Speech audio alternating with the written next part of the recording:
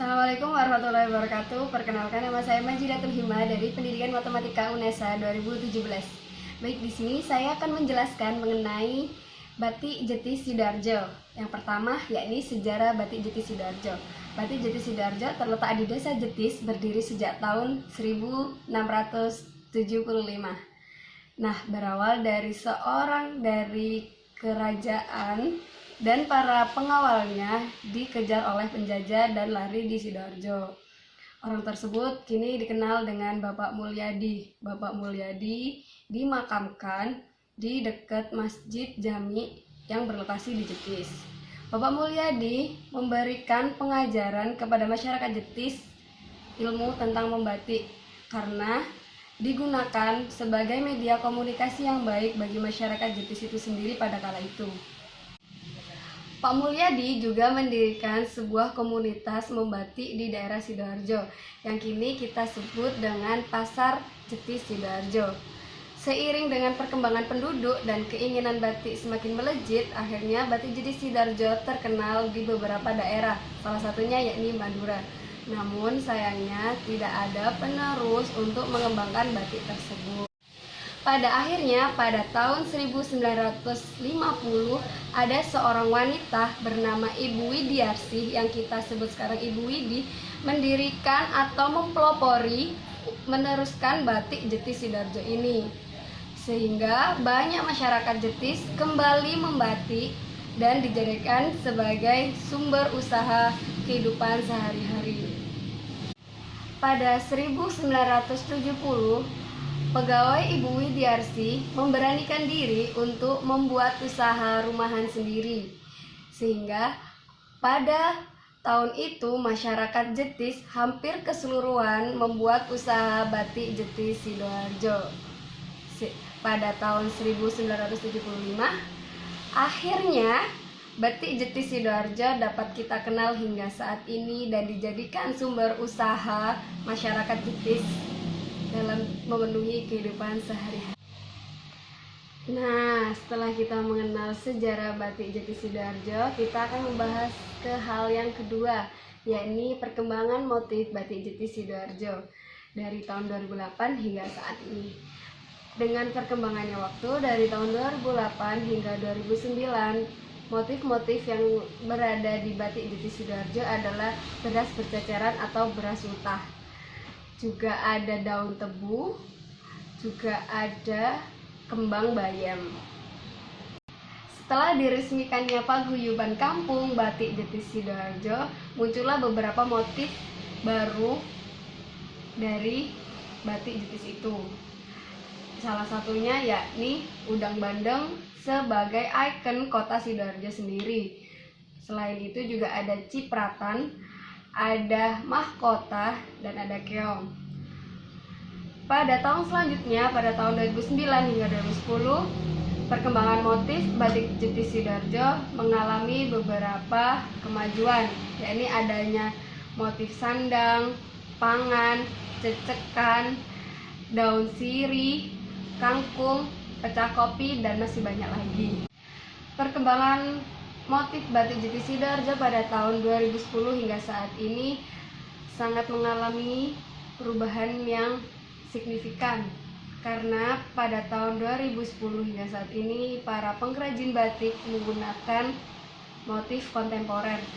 Motif kontemporer ini didapat dengan cara tidak berpola, karena kebanyakan kita tahu bahwasanya batik itu berpola atau dalam pencerminan, pergeseran, dan lainnya. Namun untuk batik kontemporer ini terserah dari pengrajin itu mau membatik seperti apa, karena kebanyakan dari setelah saya wawancara para pengrajin tersebut mendapatkan ide secara ketika berjalan-jalan atau lagi kemana. Jadi itu benar-benar ide mereka sendiri dan tercipta begitu saja dan lalu kemudian dituangkan pada batik. Baik, selanjutnya kita akan membahas ke hal yang ketiga mengenai nilai-nilai yang terdapat pada batik Jetis Sidoarjo. Ada beberapa nilai yang wajib kita ketahui. Yang pertama yakni nilai seni. Kita ketahui bahwasanya batik tidak sembarangan orang bisa melakukannya. Hanya beberapa orang yang memiliki nilai seni tinggi atau yang sudah berpengalaman atau telah belajar mengenai batik bisa melakukan membatik. Dan tidak sembarang motif kita ketahui itu ada dengan sendirinya, ada memiliki filosofi. Dan para seniman, yang kita sebut seniman karena tidak semua orang dapat membuat motif dada. Yang kedua yakni nilai budaya. Kenapa kita dapat mengambil nilai budaya dalam batik? Kita ketahui bahwasanya batik telah ada sejak zaman dahulu, digunakan oleh nenek moyang kita sebagai pakaian penutup raga. Dan kita kini mempelajarinya untuk dikembangkan dan dibudayakan agar budaya Indonesia itu sendiri tidak hilang dan diakui oleh masyarakat lain. Yang ketiga yakni nilai histori. Kapan kita mendapatkan nilai histori dalam suatu batik? Ya, seperti saat ini, saya sebagai pelajar ingin mengetahui beberapa hal mengenai batik dan hal apa saja yang dapat saya ketahui dengan observasi ini. Dan bisa kita ketahui dengan sejarah-sejarah terdahulu yang sudah saya bahas di poin pertama.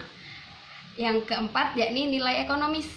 Nilai ekonomis ini kita dapat lihat ketika para masyarakat Jetis itu sendiri dapat mencukupi kehidupan sehari-hari dengan bekerja sebagai pembatik.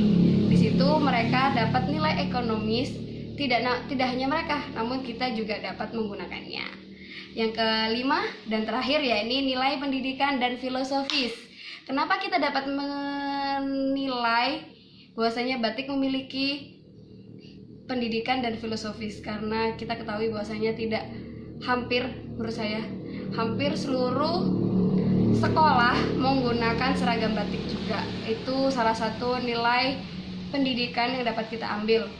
Ada juga beberapa sekolah yang menganjurkan siswanya untuk belajar batik. Tidak hanya membatik, namun harus mengetahui sejarah, asal-usul, filosofis, dan lainnya mengenai. Setelah kita mengenal batik Jetis Sidoarjo, kita akan menjelaskan mengenai batik Sari Kenongo Sidoarjo. Yang pertama yakni sejarah batik Sari Kenongo Sidoarjo. Batik Sari Kenongo Sidoarjo didirikan atau diawali oleh Ibu Hartono. Ibu Hartono awalnya seorang pekerja pada industri batik yang berada di Sidoarjo. Beliau bekerja selama 25 tahun dari tahun 1972 hingga 1997. Pada tahun itu, pemilik dari industri batik Kenongo meninggal dunia dan tidak ada penerus untuk melanjutkan industri tersebut. Namun, Ibu Hartono dan beberapa pegawai lainnya harus tetap melanjutkan hidup. Ibu Hartono memberanikan diri untuk menerima pesanan dari beberapa kalangan yang sudah biasa memesan pada batik Kenongo. Namun, Ibu Hartono tidak dapat melakukan itu sendiri. Ibu Hartono mengajak para pegawai-pegawai Kenongo lainnya untuk mendirikan industri Sari Kenongo ini. Ibu Hartono menerima pesanan dari bijian, lusinan, dan hingga kini mencapai omset yang sangat besar. Pada tahun 2006, batik Sari Kenongo mendapat penghargaan dari pemerintah Kabupaten Sidoarjo. Sejak saat itu, batik Sari Kenongo sering digunakan dalam beberapa pakaian pemerintah atau beberapa dispenduk menggunakan batik Kenongo itu. Batik tulis Sari Kenongo memiliki beberapa kualitas ciri khas tersendiri dari batik Sari Kenongo itu sendiri. Salah satunya atau beberapa yang akan saya sebutkan yakni sunduk kentang, ada jangan bayam, dan ada juga cecek atau titik-titik yang khas dari batik Kenongo itu. Harga dari batik Sari Kenongo itu sendiri bervariasi dari Rp125.000 hingga 4 juta. Hal tersebut berdasarkan kerumitan desain batik dan kelengkapan atau beberapa hal yang diinginkan dari konsumen. Desain dari batik Sari Kenongo sendiri sangat beragam, inovatif, dan kreatif. Oleh sebab itu, para pelanggan batik Sari Kenongo kini semakin banyak. Nah, yang kedua yakni kita akan membahas mengenai motif-motif yang terdapat pada kain batik Sari Kenongo Sidoarjo. Dapat kita ketahui bahwasanya setiap batik memiliki ciri khas tersendiri, baik maupun itu motif, warna, kain, dan beberapa hal yang lainnya. Dari batik Sari Kenongo Sidoarjo sendiri dapat kita lihat memiliki beberapa ciri khas, yakni motifnya. Kita lihat bahwasanya motif Sari Kenongo Sidoarjo terdapat sunduk kentang, jangan bayam, kembang asem, dan kepiokan. Dari beberapa motif tersebut hanya dapat kita temui dari batik Sari Kenongo Sidoarjo. Tidak hanya motif, namun warna juga ditata oleh pengrajin batik Sari Kenongo Sidoarjo. Tidak asal-asalan mencampurkan warna atau sering disebut oleh masyarakat tubruk warna.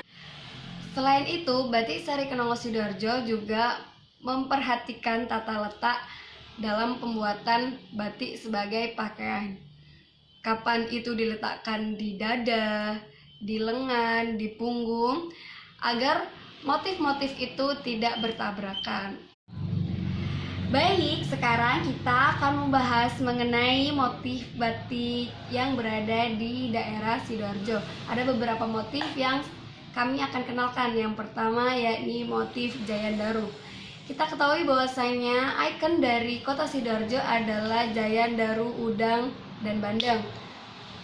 Nah, karena ikon dari kota Sidoarjo itu sendiri adalah Jayandaru, maka kita tuangkan motif tersebut pada motif batik yang ada di daerah Sidoarjo.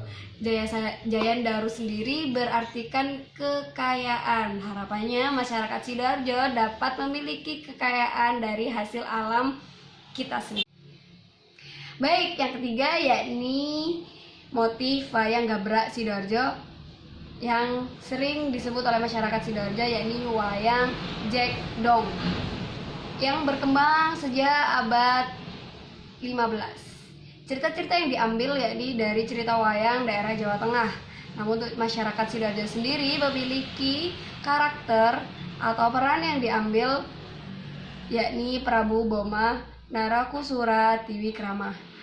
Nah, Prabu Boma itu dalam ceritanya memiliki kesaktian yang tidak dapat mati dan selalu berjuang sekuat tenaga. Harapannya masyarakat Sidoarjo tidak akan pernah mati dan selalu berjuang sekuat tenaga dalam pemikirannya dan selalu berusaha untuk menjadi lebih baik. Baik, yang keempat yakni nyadran atau layar esung bantala, berasal dari kata layar yang bermakna mengarungi lautan, dan esung bantala diambil dari bahasa Sangsekerta yang bermakna bumi. Di sini berartikan bahwasanya mengarungi lautan untuk memberikan hasil bumi sebagai rasa syukur masyarakat atas melimpahnya hasil bumi yang mereka dapatkan. Nah, yang terakhir, yang kelima yakni lontong kupang atau kerang alit. Kerang alit berartikan kerang kecil. Nah, lontong kupang ini merupakan salah satu makanan khas Sidoarjo. Maka dari itu, kita gunakan lontong kupang sebagai salah satu motif khas Sidoarjo. Lontong kupang merupakan makanan yang terdiri dari kupang atau kerang kecil yang bersanding dengan lontong dan ada campuran kuahnya dari beberapa petis atau bumbu-bumbu lainnya. Maka dari itu, kenapa kita menggunakan motif lontong kupang ini? Karena kita akan mengenalkan makanan khas dari Sidoarjo dalam bentuk motif batik. Terima kasih.